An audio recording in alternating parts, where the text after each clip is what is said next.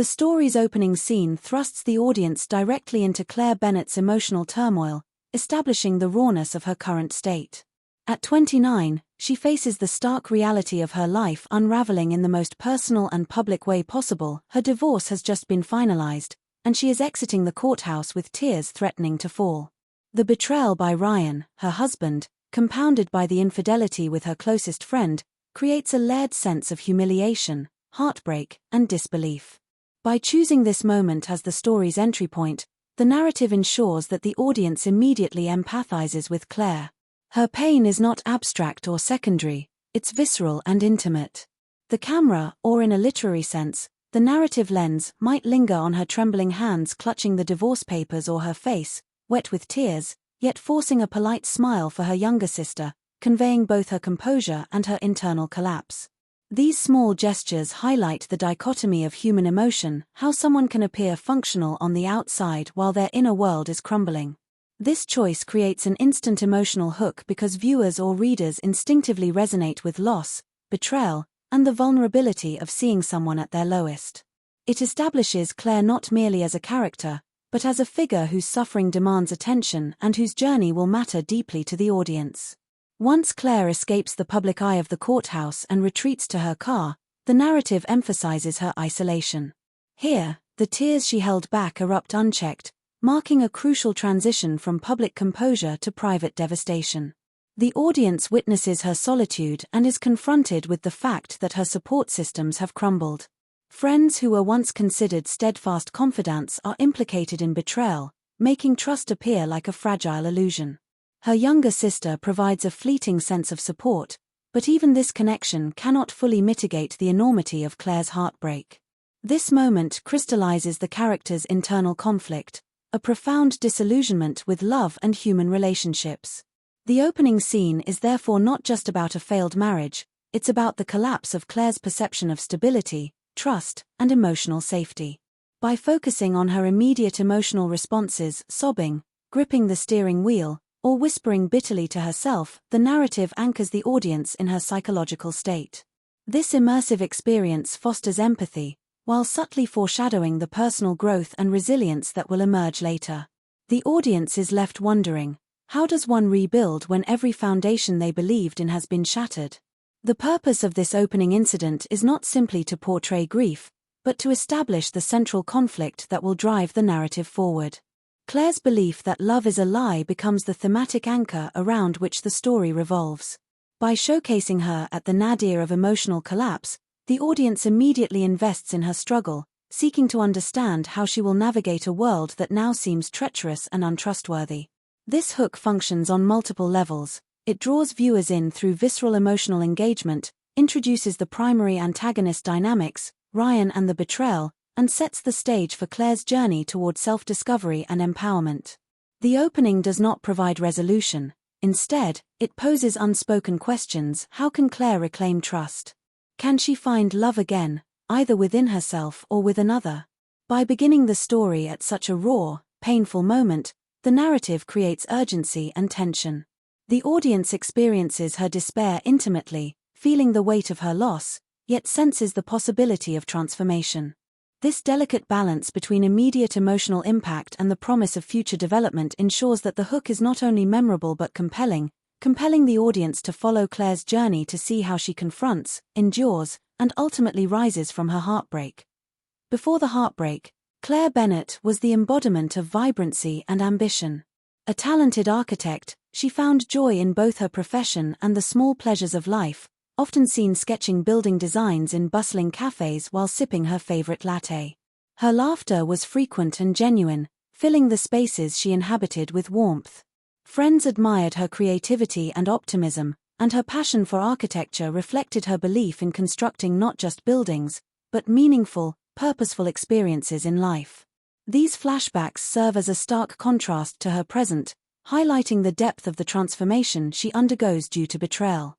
Through subtle narrative devices like glimpses of old photographs, abandoned sketchbooks, or memories of late-night conversations with Ryan and her friends, the audience understands what Claire has lost, not just a husband and a friendship, but the part of herself that thrived on trust, love, and connection. These memories also deepen the emotional resonance of her current state, as viewers see the stark difference between who she was and who she has become. By anchoring her backstory in specific, relatable joys, the narrative ensures that her fall feels both tragic and compelling, laying the groundwork for the audience to root for her eventual recovery. It's this rich, detailed past that makes her current emotional distance believable and her potential growth inspiring. In the present, Claire inhabits a world defined by silence and solitude. Her once lively apartment is now a muted space, reflecting the emptiness she feels inside.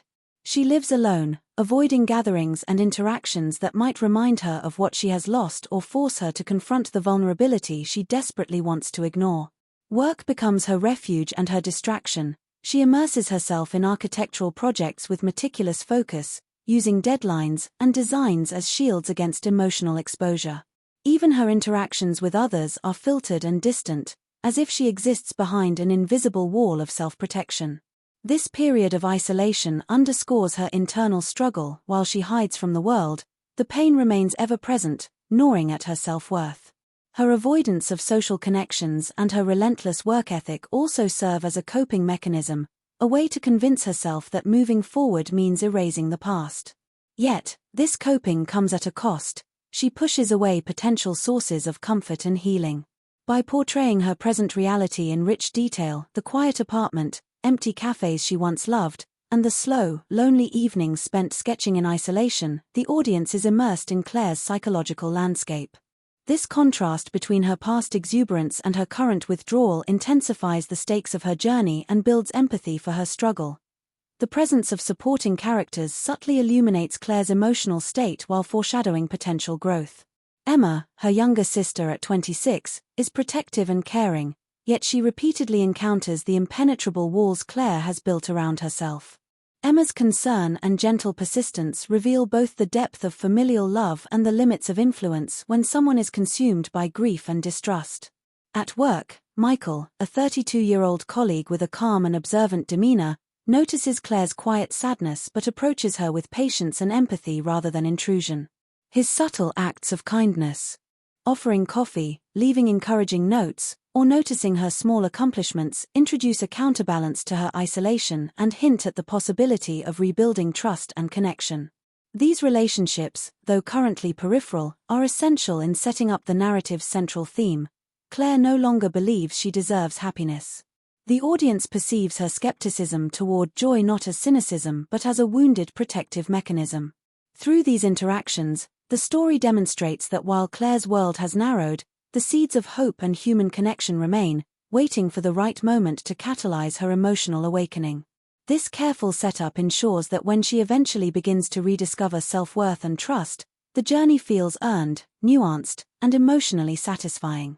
The inciting incident begins with Claire and Michael being assigned to co-lead a major architecture project, a professional opportunity that serves as the catalyst for emotional change. The assignment forces Claire out of her comfort zone, both professionally and personally, because it requires collaboration with someone she has only superficially interacted with.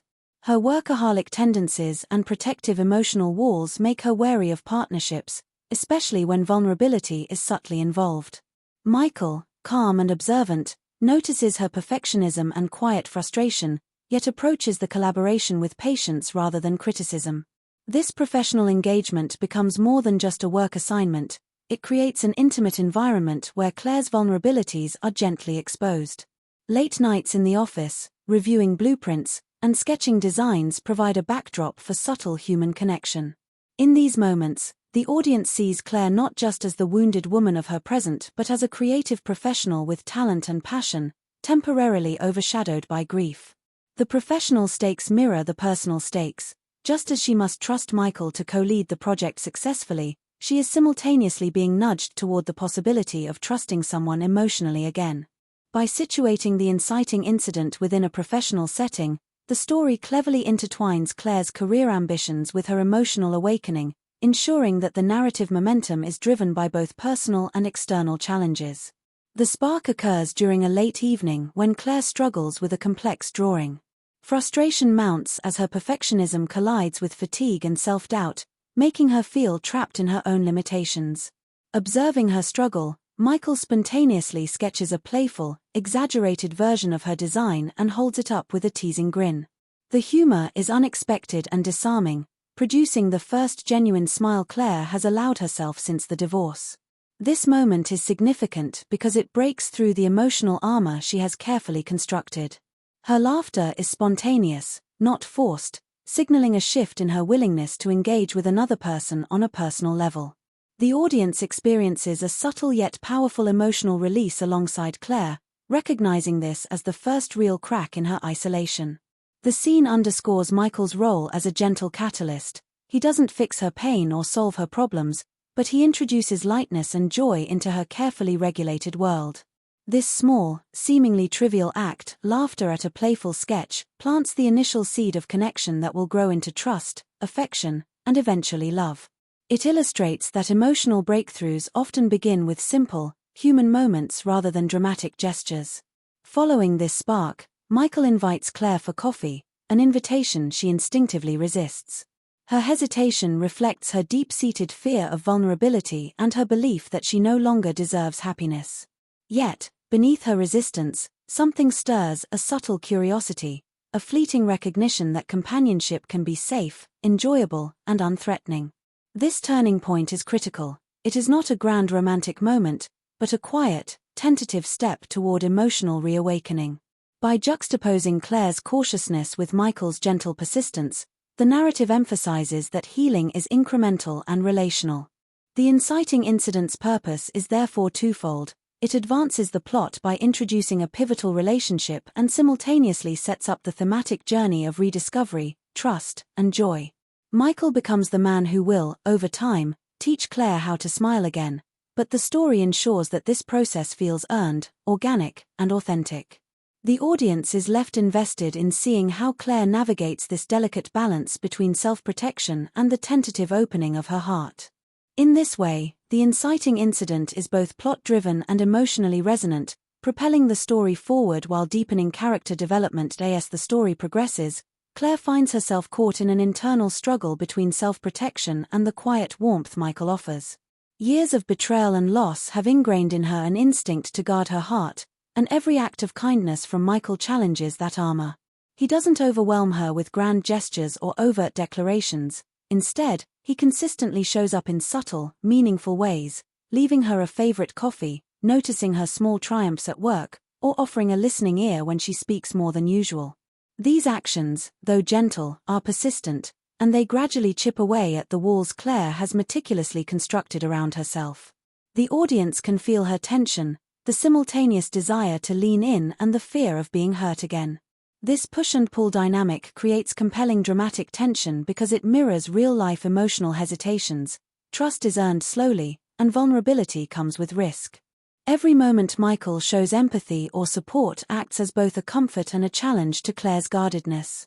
Her laughter in response to his humor, small smiles, or subtle physical closeness, all carefully observed, signal progress, yet she constantly questions her instincts. This phase of the narrative emphasizes the slow, painstaking process of emotional healing, demonstrating that love and connection are not immediate fixes but gradual, painstakingly earned victories over fear. It immerses the audience in Claire's internal conflict while maintaining investment in her eventual emotional breakthrough. The tension escalates when Claire unexpectedly sees Ryan with her former best friend at a restaurant. This confrontation with the past reopens old wounds, and she experiences a visceral relapse into despair, humiliation, and anger.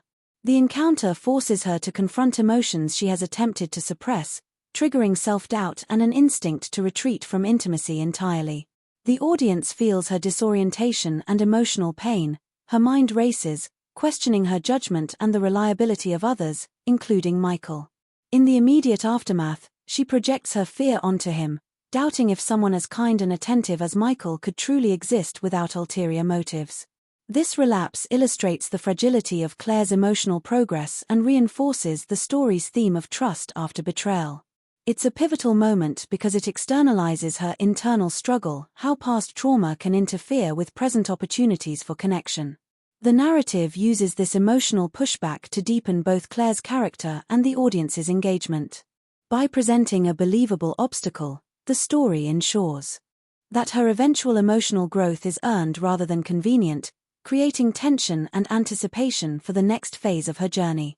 In response to Claire's hesitation and visible distress, Michael gradually opens up about his own past. He, too, has experienced significant loss, having lost someone deeply important years ago.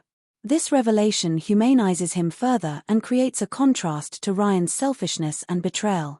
Michael's quiet strength, patience, and empathy provide a safe emotional counterpoint, allowing Claire to experience trust and understanding without pressure.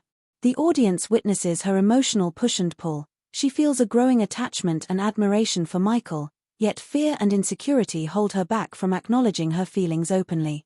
Each interaction, from collaborative project meetings to casual conversations, carries a tension between desire and restraint, subtly intensifying the romantic and emotional stakes. This stage of rising tension is crucial because it balances internal and external conflict. Claire's inner doubts and fears collide with her attraction and the gentle consistency of Michael's character. The narrative uses this emotional oscillation to heighten suspense, creating anticipation for both the audience and Claire herself. The push and pull dynamic not only develops their relationship but also sets the stage for transformative moments of vulnerability, trust, and eventual love, making the eventual resolution feel earned and emotionally satisfying. The climax begins with Ryan's sudden reappearance, injecting immediate tension and danger into Claire's emotional world. His manipulative presence is both a literal and symbolic reminder of the betrayal she endured. By mocking Michael and labeling him the rebound guy, Ryan seeks to provoke Claire, questioning her judgment and undermining the trust she has begun to build with Michael.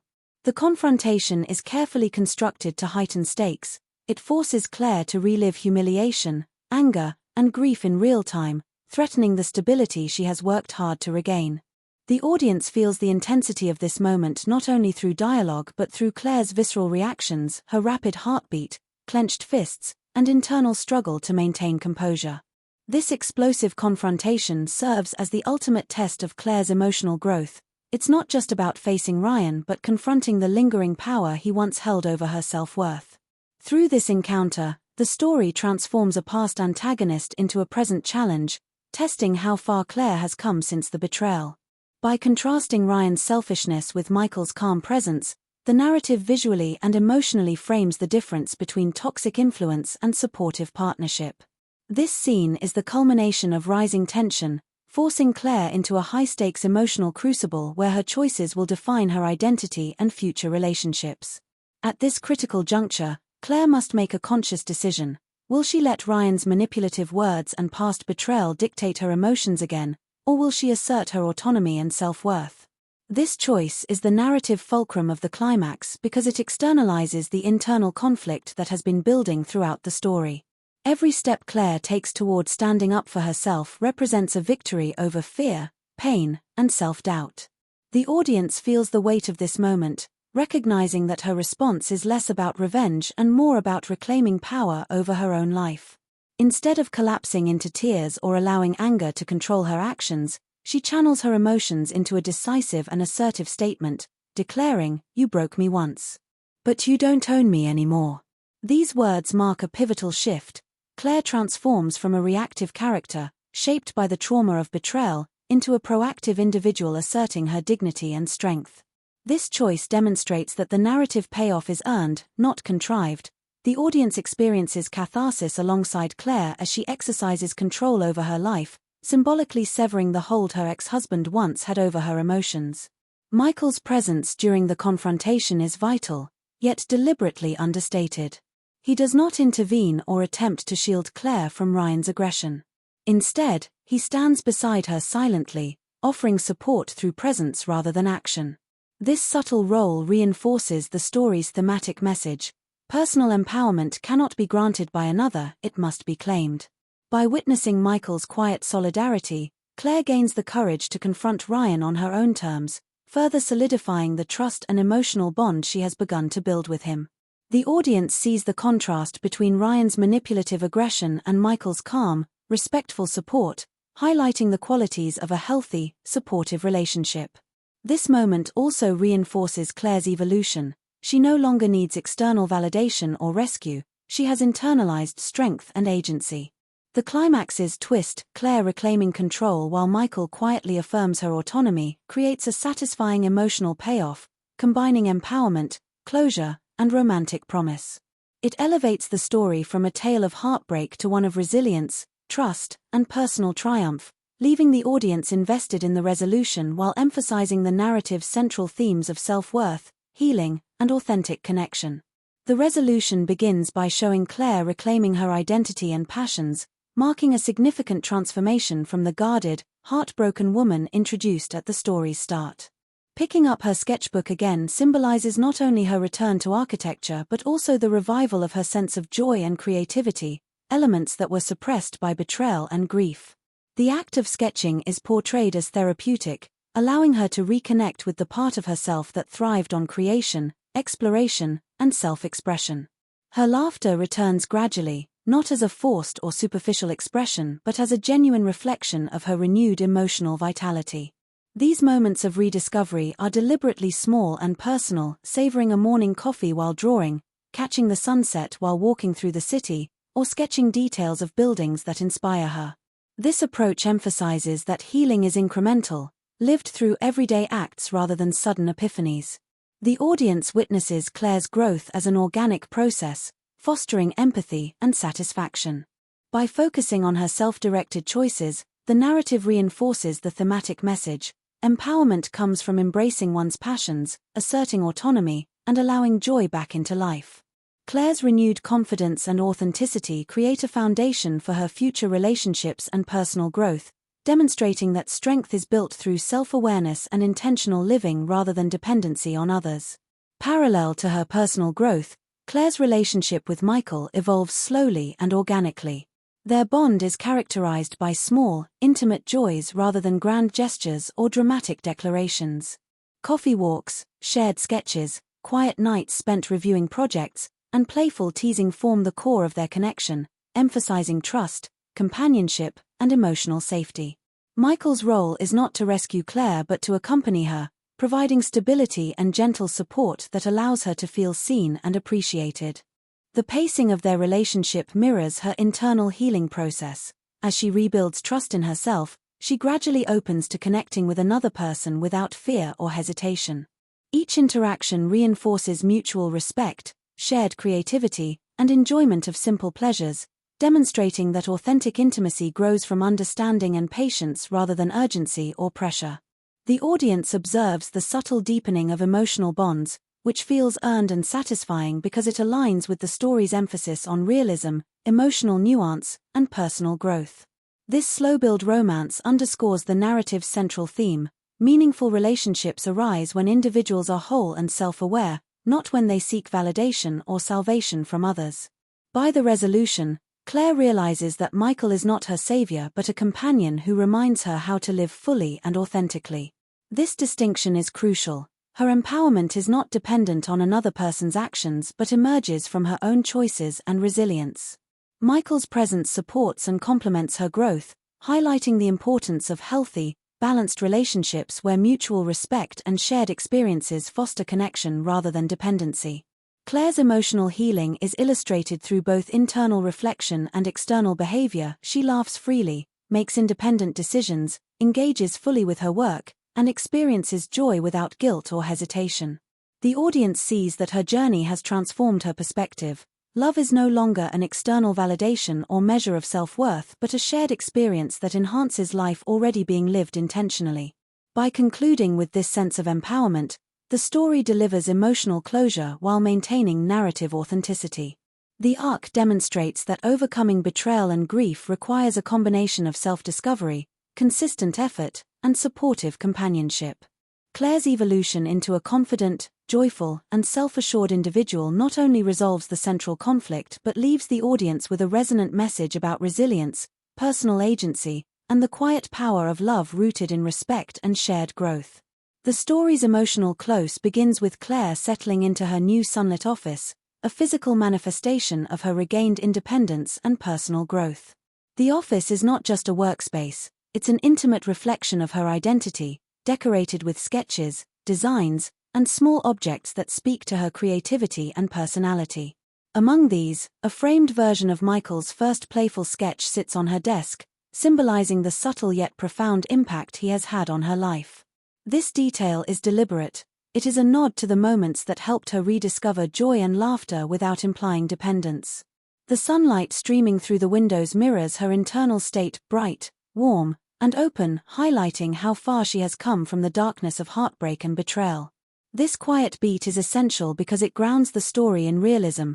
Claire's triumph is not loud or theatrical but evident in the reclaimed simplicity and comfort of her daily environment. The audience experiences a sense of calm and satisfaction, seeing tangible evidence of her empowerment.